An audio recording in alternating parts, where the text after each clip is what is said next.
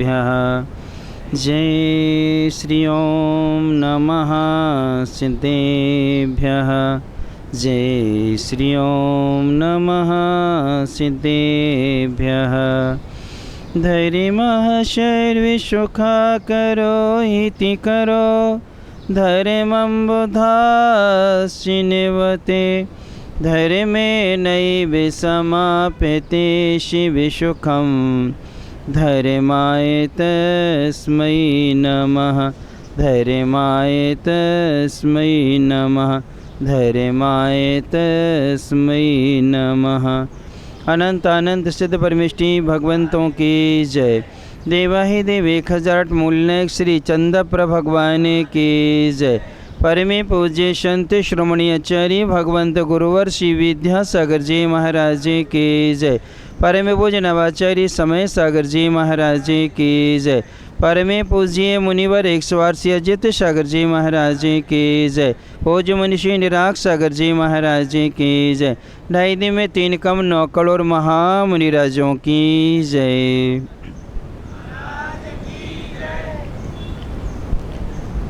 दर्शनी बंधो, एक नीति मिलती है, पुण्यैर विना न समिहितार्थः।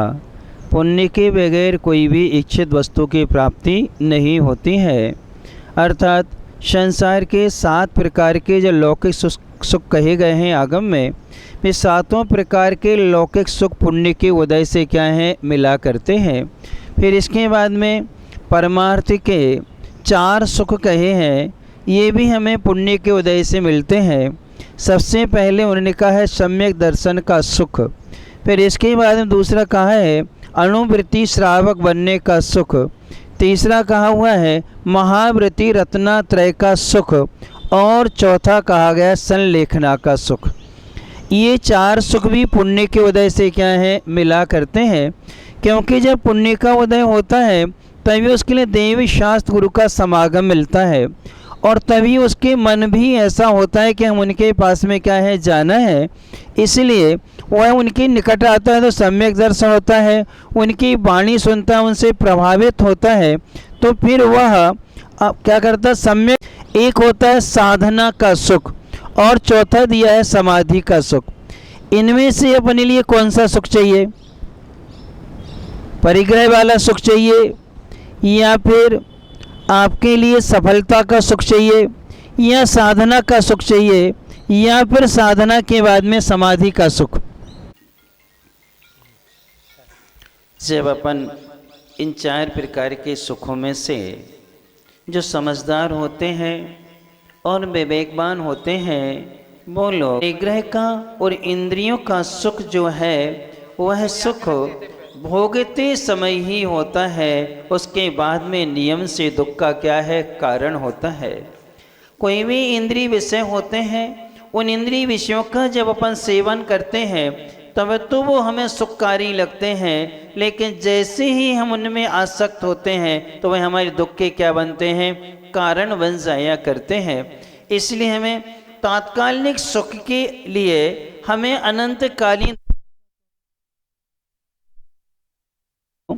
तात्कालिक सुख के लोभ में आकर के हमें दीर्घकालीन दुखों को सहन नहीं करना चाहिए, न संग्रह करना चाहिए। अब आता है साधना का सुख। साधना जो होती है 2 तरह से होती है। घर में रह कर के भी साधना होती है, गृह त्याग करके भी साधना होती है। जब हम घर में रह के साधना करते हैं तो हम अपनी इच्छाओं को सीमित कर लेते हैं, अर्थात अहिंसानुव्रत, सत्यानुव्रत, अचौर्यानुव्रत, ब्रह्मचर्यानुव्रत और परिग्रह प्रमाण अनुव्रत, इनको स्वीकार कर लेते हैं। तो उसमें हमारा एक देश हिंसा का त्याग हो जाता है, अर्थात त्रस्त जीवों का हम घात का त्याग कर देते हैं। अप्रयोजनीय स्थावर का भी हम क्या करते हैं हिंसा नहीं करते हैं।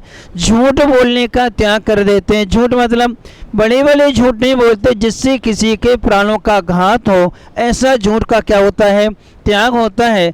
चोरी भी हम नहीं करते हैं, यानी डाके आदि डालना, बगैर अनुमति के किसी की वस्तु को छीन लेना या ले लेना, जिसके माध्यम से हमें ये ज्ञात होता है कि उससे हमें ये ज्ञात होने लगता है कि यदि हम चोरी में प्रवृत्ति करेंगे तो सामने वाले के लिए क्या होती है, पीड़ा होती है। उसकी जो इच्छित वस्तु होती है वह इच्छित वस्तु जब हम उठा लेते हैं, ग्रहण कर लेते हैं, उसका अत्यंत पीड़ा होती है, हम उसका त्याग कर देते हैं।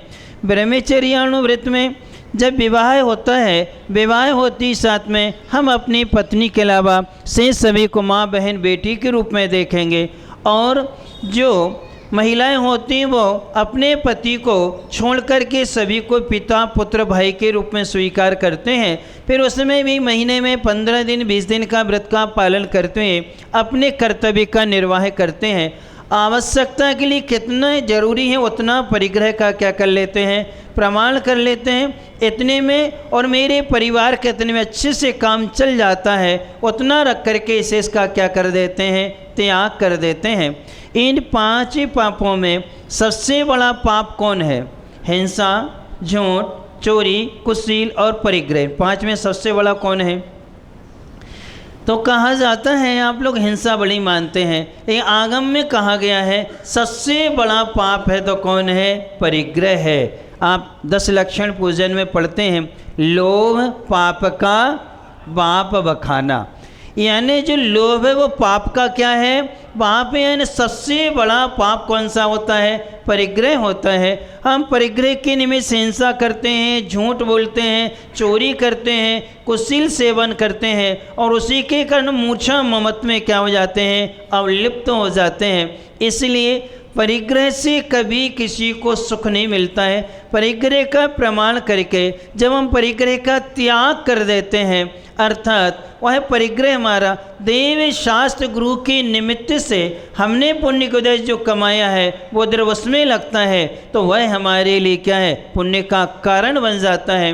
जैसे आप लोग पढ़ते हैं पूजन में, बहुधन बुराई ही है, भला कहिए लीन पर उपकार सो, यानी कि ये धन जो है बुराई ही है, लेकिन वह धन जब किसी के उपकार में लग जाता है तो उसे क्या कहा गया है? भला कहा गया है। इसलिए अपन सबके लिए अपना भला करना है तो अपने परिग्रह को किस में लगाना है? उपकार में लगाना है। किस में लगाना है?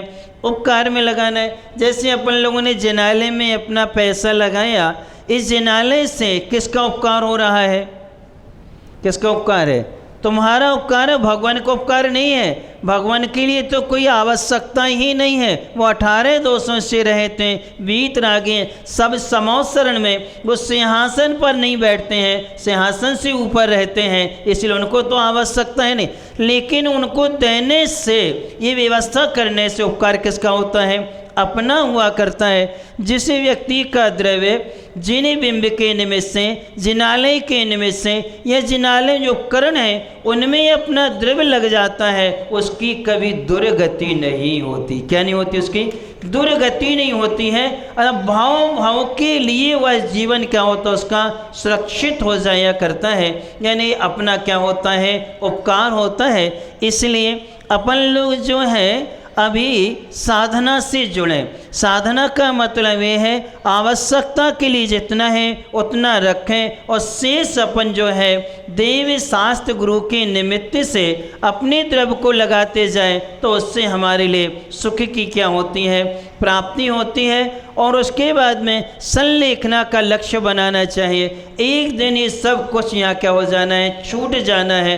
कुछ भी साथ नहीं जाना, ये शरीर भी साथ नहीं जाएगा, लेकिन हम कमा करके जो रख करके जाएंगे उससे पुण्य होना चाहिए कि पाप होना चाहिए? आज जो भी कमा करके छोड़ के जाओगे, आपके बेटा बहुएं या बेटी आदि उसका यूज़ करेंगे, उपयोग करेंगे, तो किसका होगा? पाप का बंद होगा। लेकिन होगा किसके लिए? किसके लिए होगा? वो द्रव्य किसका है? किसका है? आपका है। तो पाप बंद कैसे होगा? आपको ही होगा। और यही वही द्रव्य यदि हमने जिनालय में देवशास्त्र गुरु के लिए निमित्त से खर्च कर दिया, तो जितने लोग दर्शन करेंगे, जितने लोग पूजन आराधना करेंगे, उस समय का पुण्य का लाभ किसे मिलेगा? जिसने दिया है। इसलिए पाप का द्रव पुण्य की वजह से द्रव आता है। यदि पुण्य के कार्य में लगा देते हैं तो हमें पुण्य मिलता जाता है, और ये पुण्य तब तक संचित होता है जब तक हमें मोक्ष की प्राप्ति नहीं हो जाती है, अतः मोक्ष को प्राप्त कराने वाला होता है। इसलिए समाधि के सुख में हमें सबको पुरुषार्थ करना चाहिए। साधना और समाधि, सफलता का सुख जो है क्षणिक होता है और जो हमारे लिए अहंकार आदि पैदा करा देता है। इसलिए हमें न सफलता का सुख चाहिए, न इंद्रिय विषयों का सुख चाहिए, हमें साधना का और समाधि का सुख चाहिए। इसलिए आप सभी लोग ऐसे स्थान पर हैं जहां आपको साधना करने के सारे साधन उपलब्ध हैं। भव्य जिनालय है, जिने बिंबी भी है, संत भवन भी है।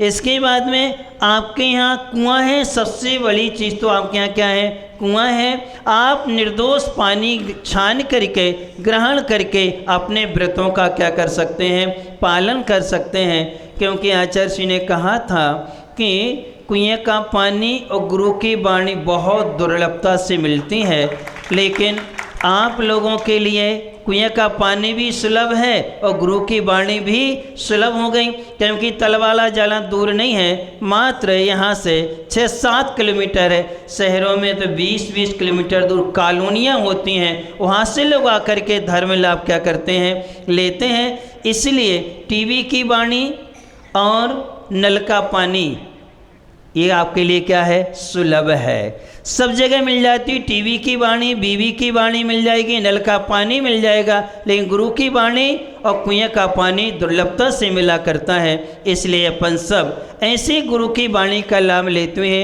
अपने परिग्रह का सदुपयोग करें। जैसे आपने भव्य जिनालय बनाया, वेदी भी अच्छी है, लेकिन अभिषेक करने के लिए भगवान के लिए हम लोहे के पात्र पर क्यों बैठा लें? किस पर हम लोहे के? क्योंकि सबसे जघन्य धातु मानी जाती है तो कौन माना जाता है? स्टील या लोहा। ये सबसे जघन्य है। जबकि भगवान हम उत्तम से उत्तम धातु पर सबसे उत्तम स्वर्ण कहाँ है? फिर इसके बाद में चांदी है, फिर इसके बाद में तांबा और पीतल है। इनके लिए उत्तम धातु कहा गया है, बाकी कोई भी धातु उत्तम में नहीं आती है।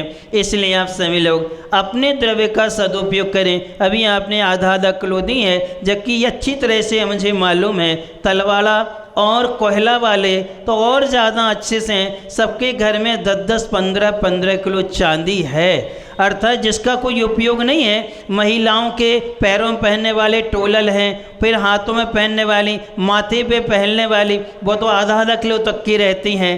यानी ये सारी चीज़ें आपके किस काम में आएंगी? यदि वो सारी की सारी चांदी या सोना अपन यहाँ दे देते हैं, उनसे उपकरण निर्मित हो जाते हैं, तो हम उसके पुण्य का क्या होता है? संचय होता है। इसलिए अपन सब ऐसे दान में देते हुए, साधना करते हुए अपने जीवन को अच्छा और मंगलमय बनाते हुए अपने जीवन को सार्थक करें। इन्हीं मंगल भानुशली परम पूज्य संत श्रमणी आचार्य भगवंत गुरुवर श्री विद्यासागर जी महाराज जी की जय। मुनि संघ की जय। दीप प्रज्वलन करें।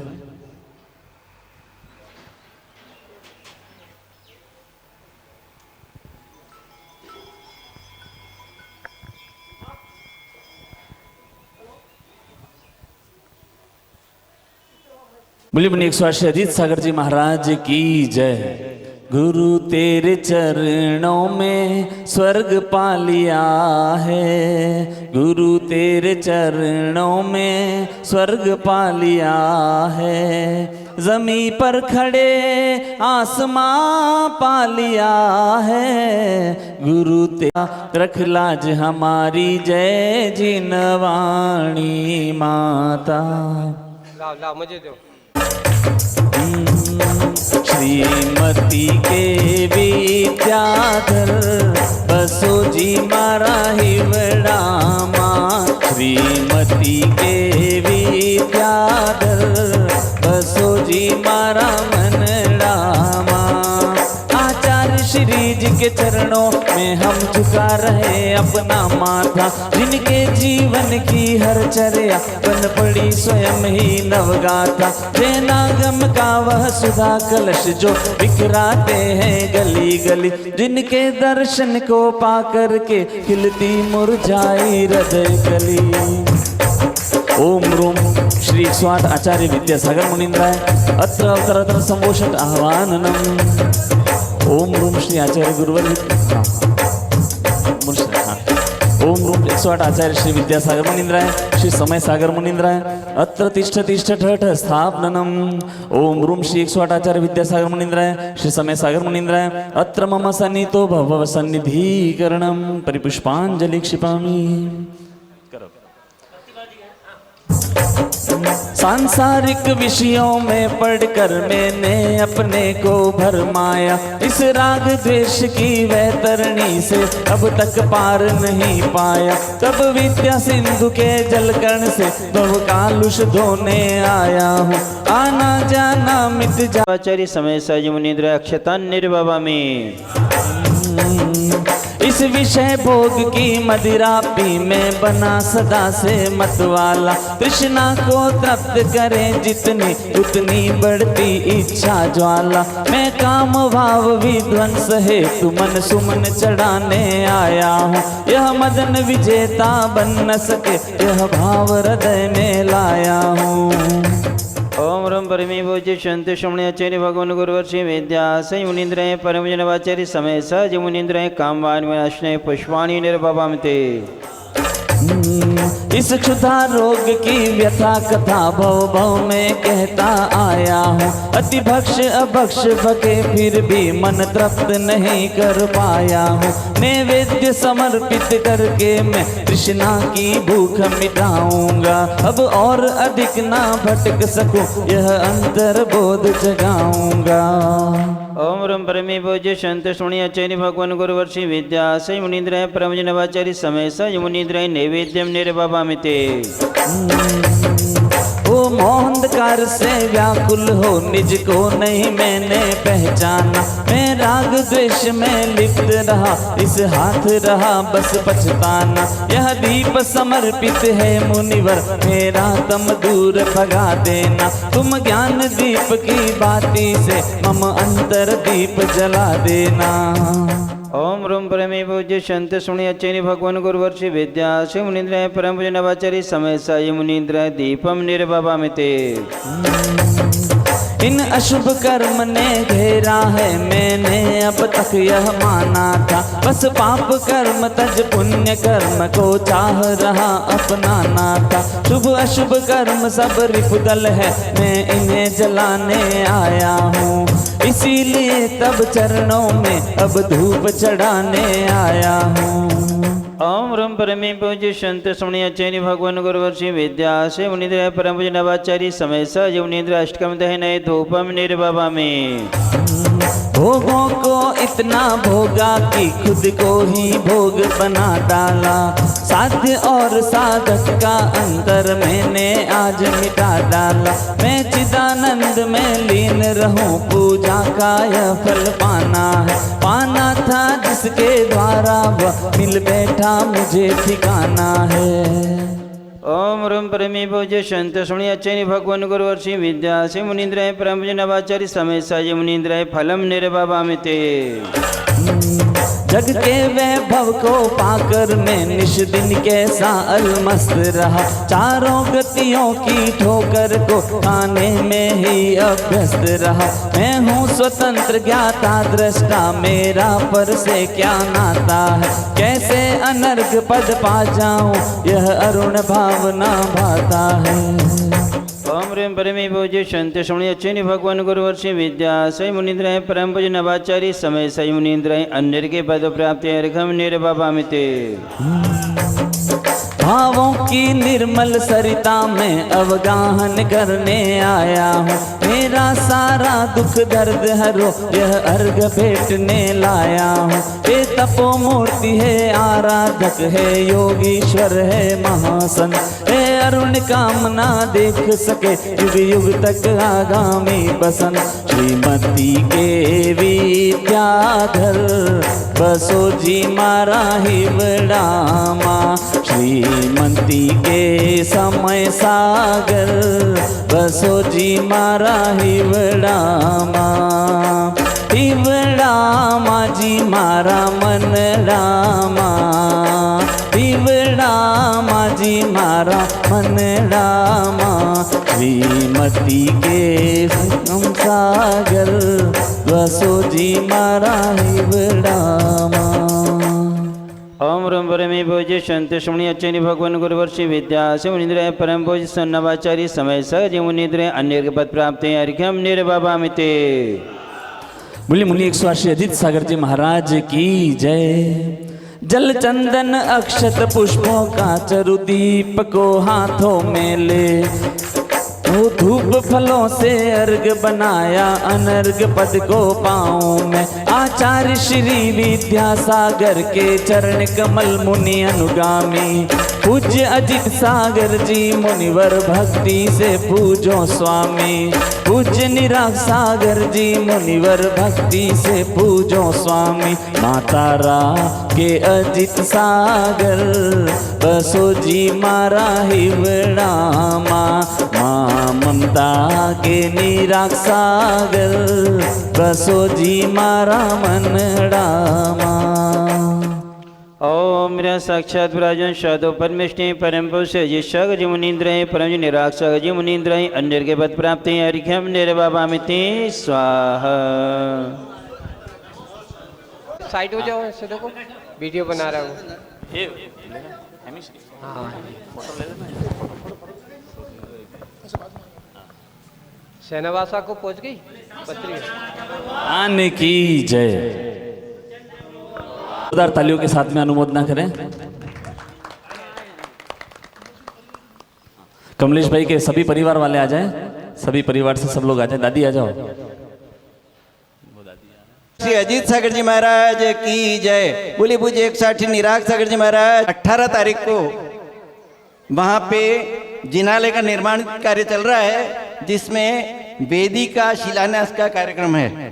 तो मेरी सेनावासा दिगंबर जैन समाज की ओर से आप सभी कोहाला तलवाड़ा सभी उपस्थित पंच महानुभावों से निवेदन है कि सभी इस कार्यक्रम में पधारकर धर्म का प्रभावना में सहयोग बढ़ाएं, ऐसी मेरी भावना है। सभी अवश्य पधारें। बोलिए 1008 सेनावासा के मूल नायक शीतलनाथ भगवान की जय। बोलिए 1008 चंद्रप्रभ भगवान की जय। बोलिए तलवाड़ा के संभवनाथ भगवान की जय। बोलिए अतिशयुक्त श्री मुनि सुव्रत भगवान की जय। चांदी की पंडुशिला के लिए जो चांदी के बोला गया है उनके नाम वे श्रीफल भेंट करेंगे। 500 ग्राम चांदी मेहता विनोद कुमार छगनलाल जी परिवार, 500 ग्राम चांदी मेहता कमलेश कुमार बदामीलाल जी परिवार। निर्देशक जी